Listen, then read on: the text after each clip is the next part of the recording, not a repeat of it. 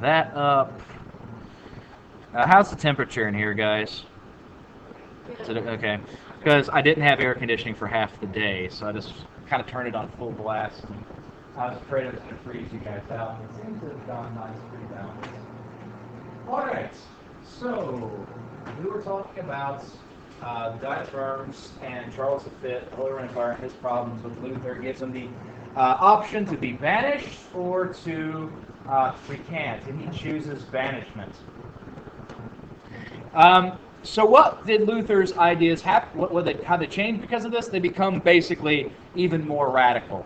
And they can basically be summed up in three different ideas. The first of which is salvation is acquired through faith. Basically, who is it that determines whether you go to heaven or hell? And how does he determine that? By your actions. Why? Sure. So this begs the question. In the Catholic doctrine of the time, you could not go to heaven unless you had all of the sacraments. So this meant if you were a child and died before baptism, then you went to hell. So this was a pretty stringent view on how everything went. Luther says that's simply not true. Well, how do we know then how to properly act? If that's how God determines sinners, how do we know what to do? What's the right thing?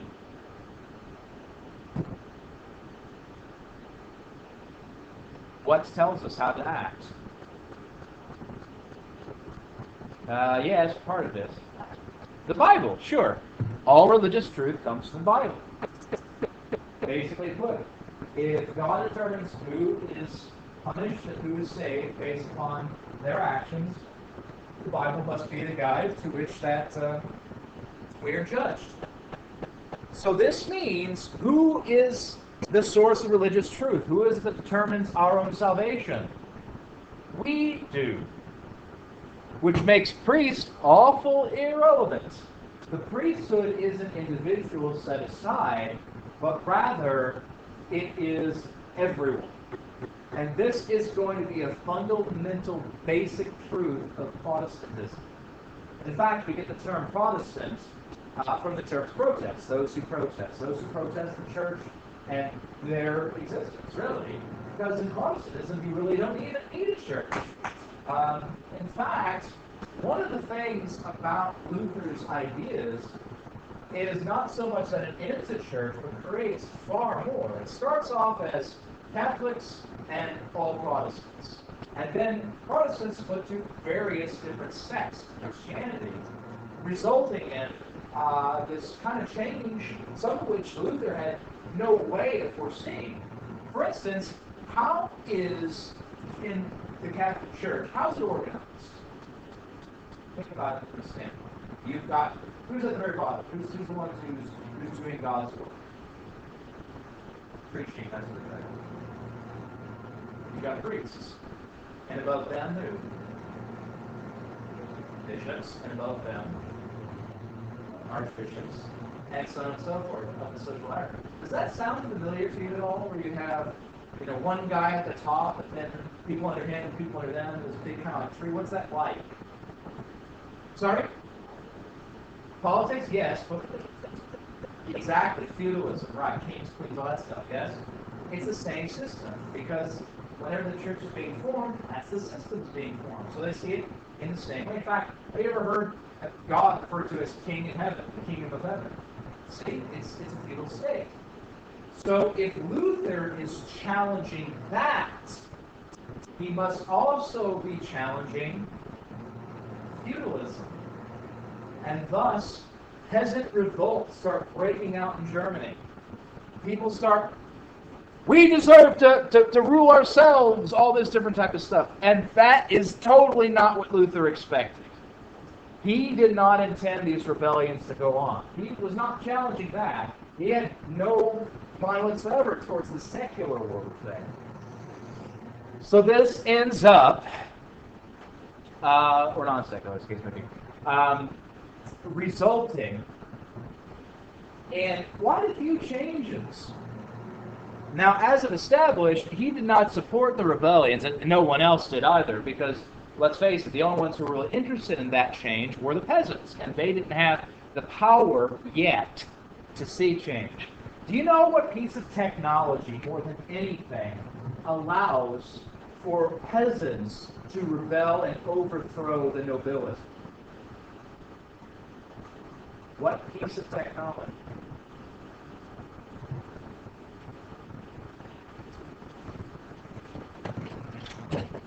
The gun. The first firearms revolutionized the way that fighting is done. Consider this. What use is a breastplate, helmet, chainmail against the bullets?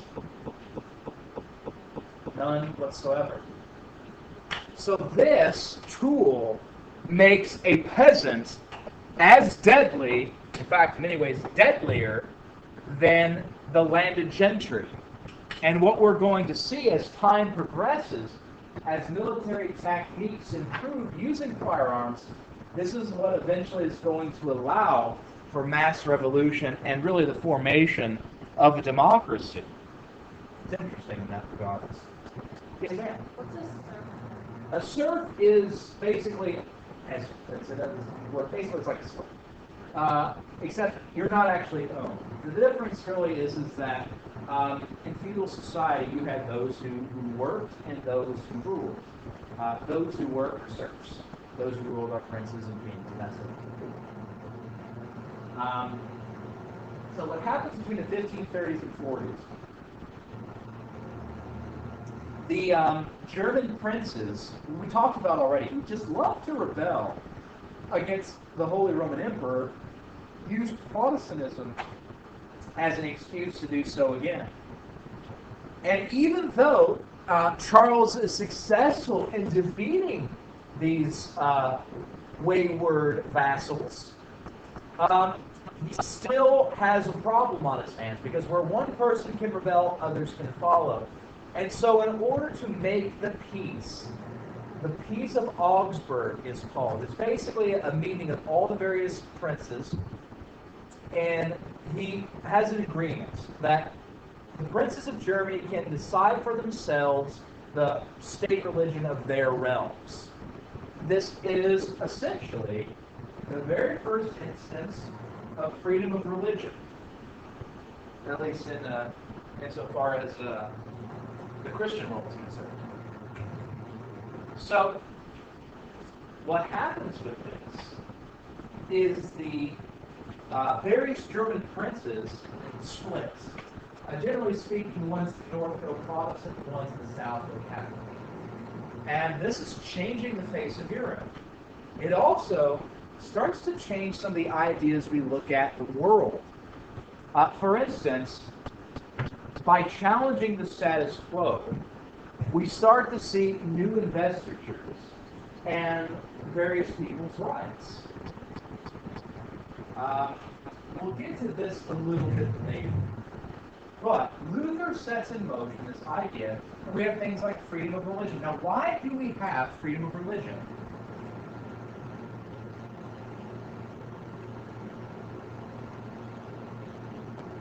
Well, it comes out of these religious wars. You see, basically what happens is you have one monarch saying, you must be this me, people rebel, and you have a civil war break out. Why are they rebelling? Because they're being oppressed for practicing their faith. Because if you practice your faith, you won. You don't have a problem, yes?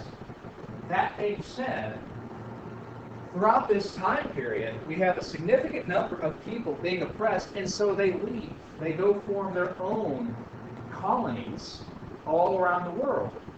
But particularly of importance to us are those in North America. Who was it that really starts the settlement in North America? Who's the first groups? You guys know the Mayflower, that whole story? The Pilgrims. They were religious outcasts from England, specifically, who are being basically oppressed, so they leave and form their own perfect utopias. And this is the foundation of America. So really, American society is based quite a bit on Protestantism. there's often this expression that the United States is a Christian nation. Is that true? Yes, in part.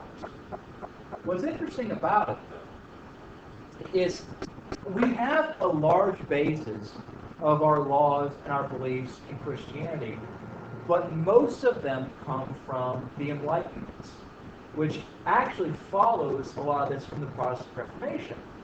And one of the big things in it is freedom of religion. Again, why?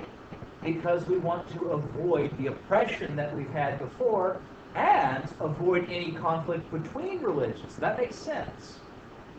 So in the ideals of the New Republic, nothing is set above each other. It's the same reason why we have terms of office. It's to avoid oppressive regimes that we see in European countries with feudalism. Does that kind of make sense? So we have all these ideas. The problem, though, with freedoms, ultimately, though, is it's very non-specific in a lot of cases, or it's very difficult to nail down. Think of it this way. In the Enlightenment, you have these ideas of unalienable rights, natural rights, rights that every human being has and cannot be taken away by due simplicity of them being alive. What are those rights? What do you have the right to? We tend to roll into three things. You have the right to life. Come on, you got to know this. Life, liberty, and the pursuit of, interestingly enough, when this was first written, it wasn't the pursuit of happiness. For one thing, happiness and the pursuit of it are kind of vague expressions. Maybe it makes me happy to eat an entire ice cream truck. I doubt that would be very good. It might be someone else's idea of happiness to set people on fire. I don't want to be on fire. I have a right to not be on fire. So this begs the point as where do we give up rights? Because if you are in a government, you're giving up rights. We like to think of ourselves in the United States as being totally free, but we're really not. We have certain things we can do and certain things we can't. And the determination of that point is where one person's rights end and another person's rights begin. Think of it as a giant bubble of rights surrounding you. You have certain rights to certain things, and other people have rights to certain things. And where they meet, that's where we have laws. Case in point. Do I have the right to go home and listen to my music on my stereo? Yes, I do. Can I listen to it loudly? Up to a certain point. I can rock out if I want to, shake the windows. But if I start putting speakers outside and decide to entertain the entire neighborhood, now we have a problem. Because you have a right to peace and quiet in your own home. That's where you have, noise pollution things. You also start getting interesting things of, is it okay to kill somebody? In certain circumstances, yes it is. For instance, if they break into your house. The problem, though, and again with these things, is that things start to get a little fuzzy at different areas. For instance, well, do you have to run away first? Like if someone's coming in to murder you, can you just shoot them with a gun, or do you have to run away first? You go hide in the corner. It depends on which state you live in. That's called the Castle Doctrine. In Kentucky and Indiana, they come into your door, you can kill them. In other states, you have to run away as far as possible and secure yourself. If they try to get into that route, then yes, you can smoke them. But it depends on circumstances. And actually, the proof lies on you if you pull the trigger. So it's not quite as easy as it looks. The Trayvon Martin case, anyone who was following that, the question was never the legality of shooting somebody. The question was, well, it was the question. Let me put it this way. Everyone knew he shot me. Was it legal for him to do so? That's where the question mark was. You can still argue that point. That's the point of lawyers and setting the explicitness of the laws. But really when it gets down to laws can be incredibly complicated things because of the ideas of liberty. Does that make sense? Like we have so much freedom, we're limited by it. It's kind of an interesting thing, and we'll talk about that once we get to the Enlightenment. For now, just understand that a lot of these ideas are generated from the Reformation. All right, let's talk John Calvin for a second. Calvinism is another one of the ideologies of the Protestant Reformation, and his big thing that you guys need to know is the idea of predestination. Now, this is also going to play an important role in how we look at crime and punishments. For instance, let me ask you this question. The vast majority of people in prison in the United States are on what type of crime? Or are guilty of what kind of charges? Related to what? You know? Yes, ma'am. Drugs, absolutely, yes. So here's the question mark. How do we fix that? Well, this is a big problem in the United States today. How do we deal with crime and criminals in the United States, and especially in terms of drugs? Well, really it depends on the individual. So, for instance, are they just addicted to drugs? I say just, as if that's an easy thing, but you know, we're simply saying. Or are they selling drugs? You know, what's the deal here?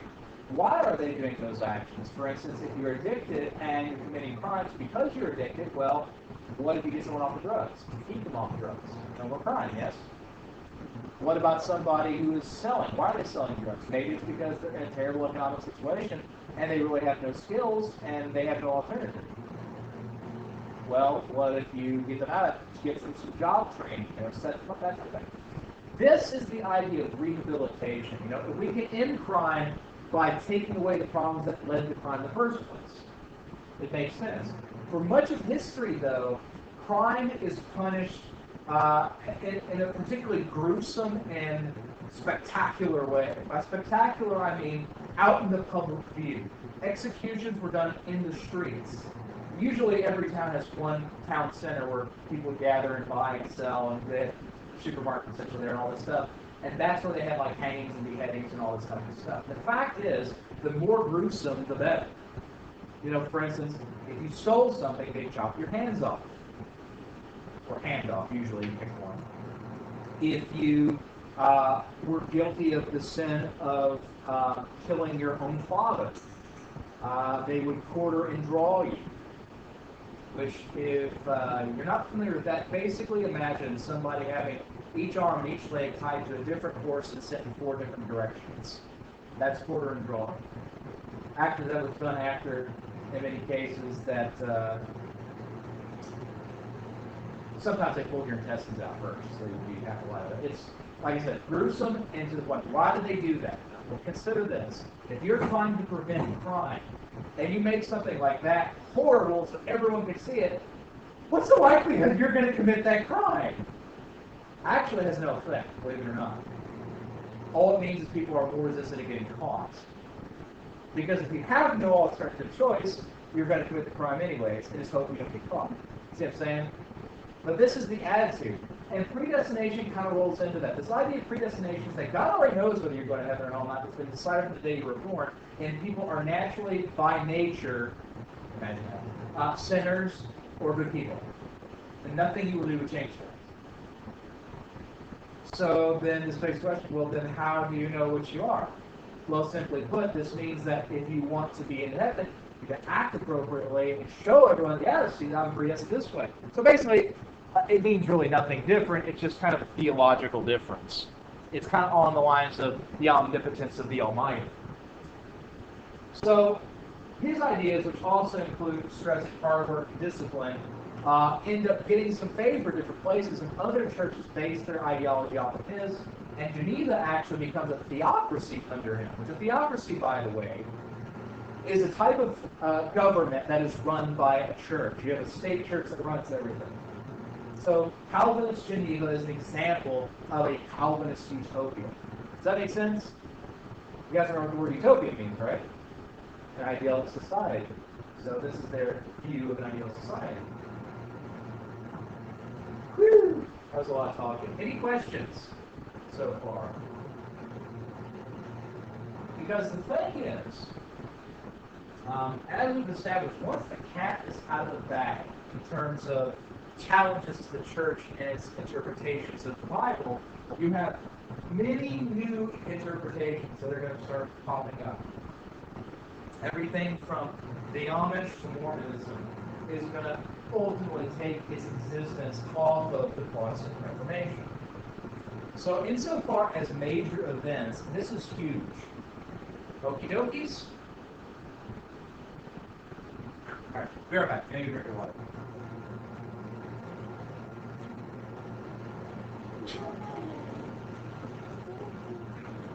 Okay, so looking at the rest of the world,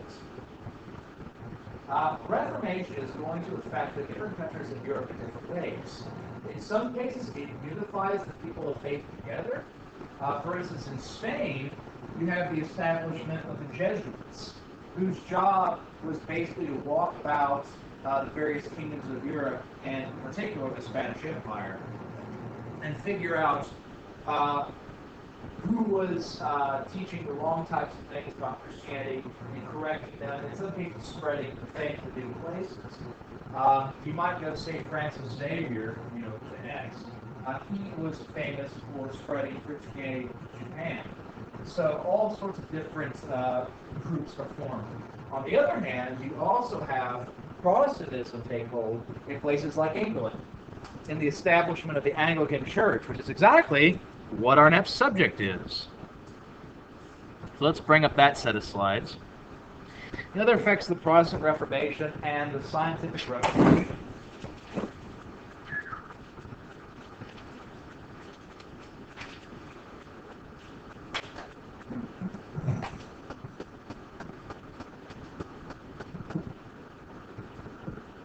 Other effects of the Protestant Reformation and the Scientific Revolution.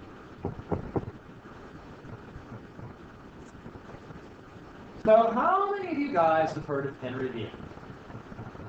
What is he famous for doing? Yes, ma'am. Killing his wives. Killing his wives. That's what most people say. Anything else?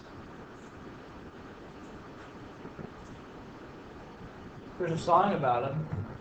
I'm Henry VIII, I am. Henry VIII, I am, I am. I got married to the widow next door. She's been married 7 times before, and now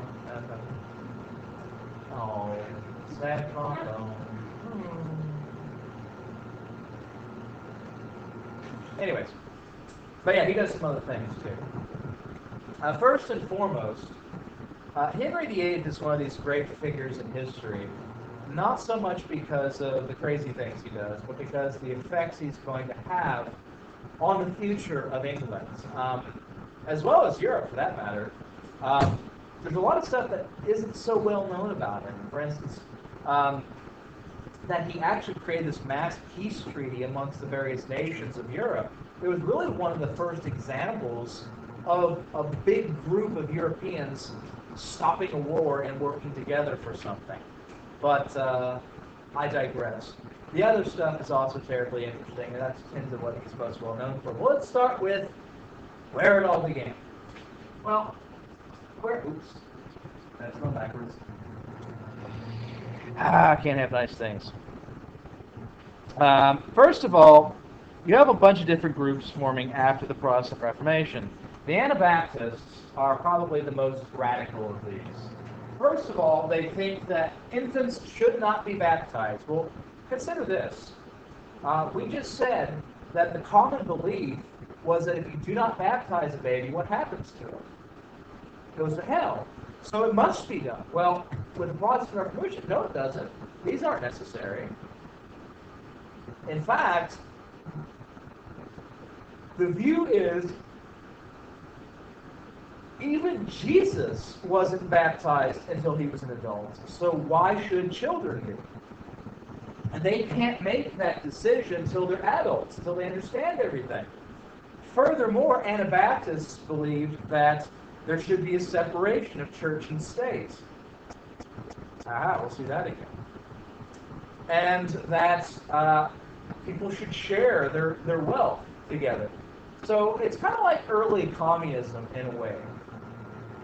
And this is seen as totally radical, and eventually the various princes of Europe smashed this group, but not before its ideas spread, and you start to have the influences in other groups, such as the Baptist, Quakers, Mennonites, and the Amish.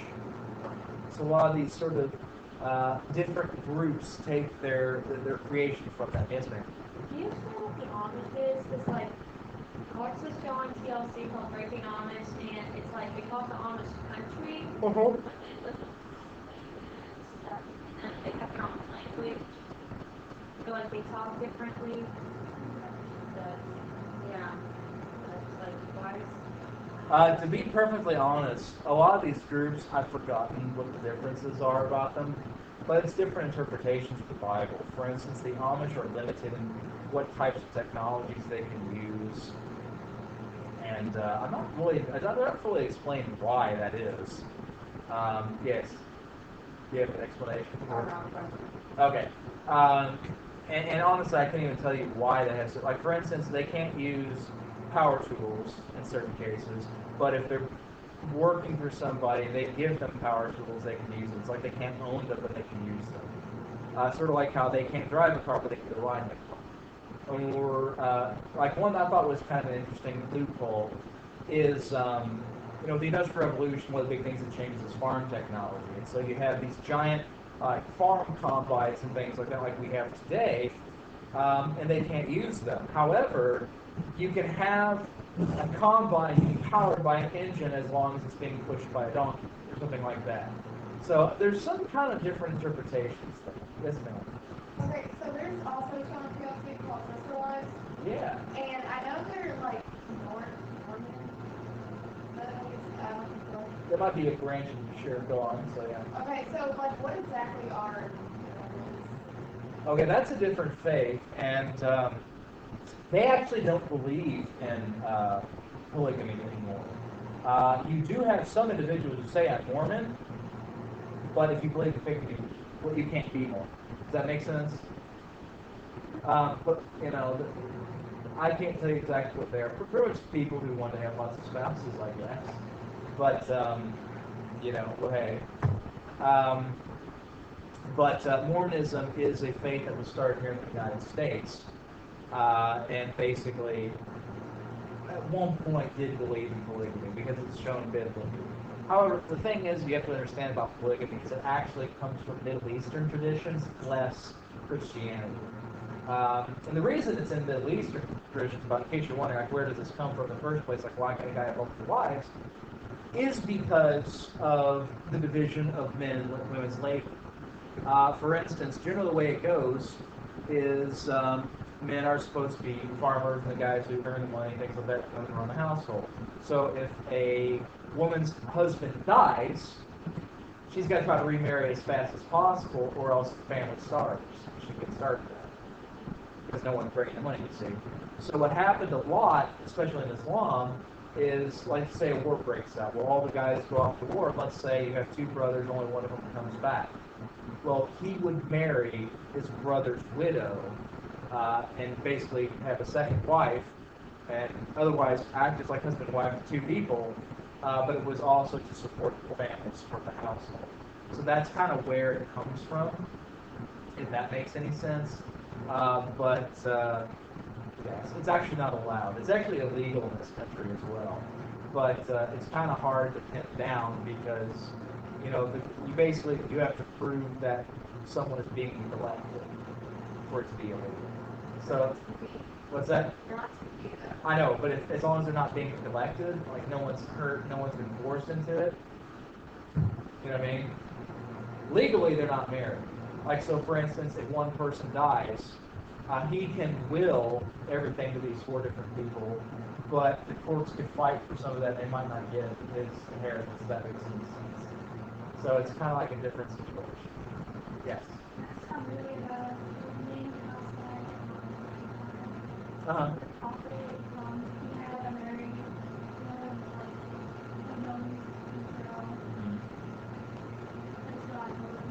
Yeah. One of the things you guys will be reading is an excerpt from this book over here on the Ottoman Turks. One of the things it talks about is marriage. And one of the things that it has, they had a very pragmatic, the Turks did, viewed much things in life, especially marriage. And basically, in our society today, you have so many instances of like teen pregnancy and extramarital Scrabble and all these different things. And the Turks said, that's going to happen. There's no way of preventing that. So how do we keep this, how do we deal with this? Well, just marry people as soon as they enter puberty.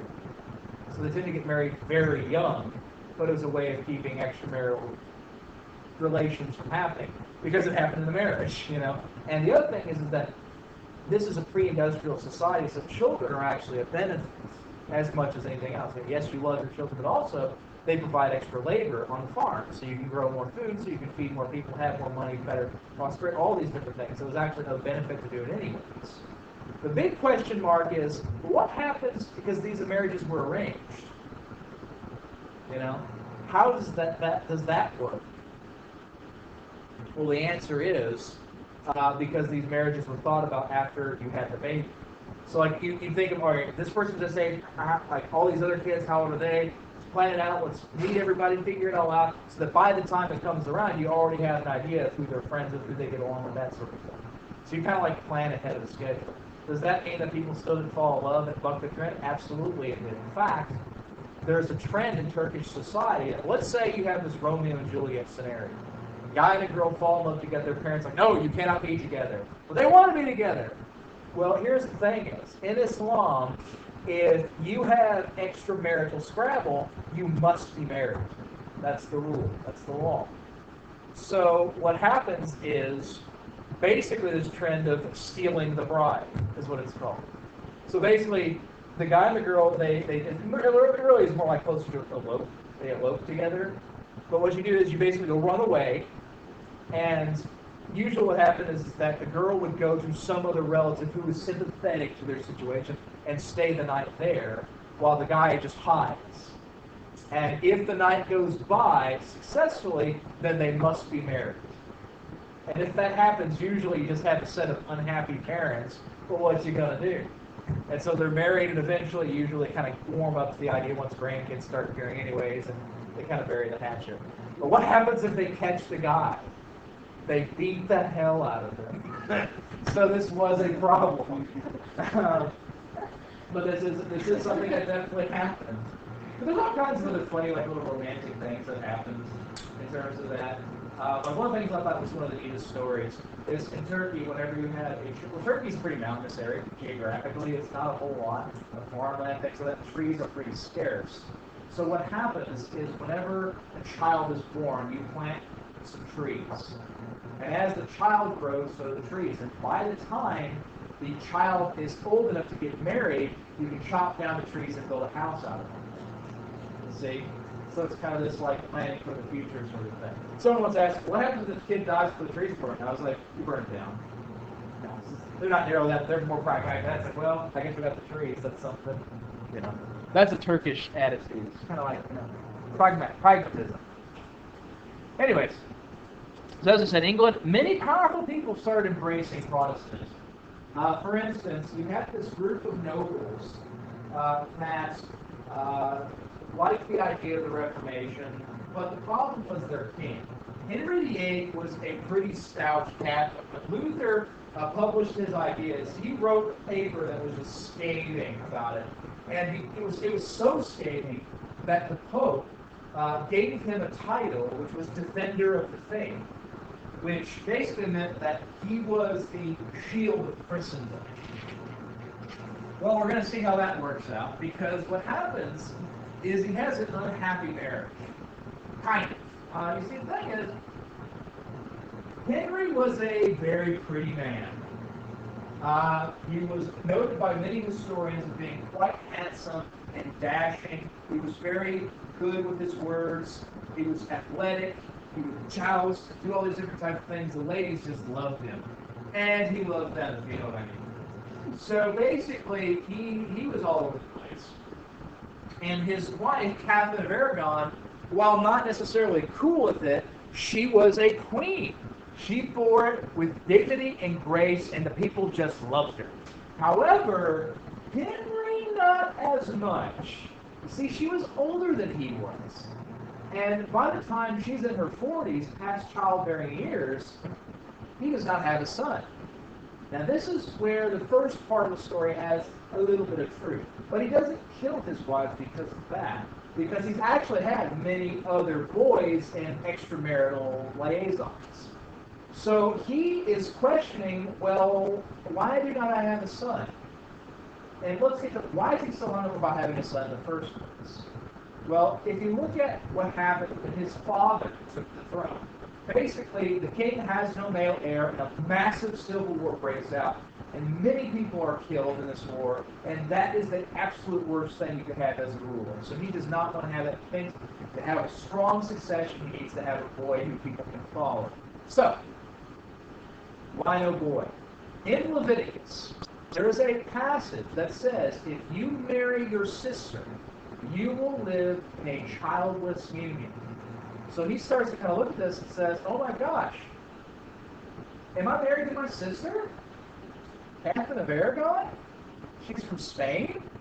How? Let me explain.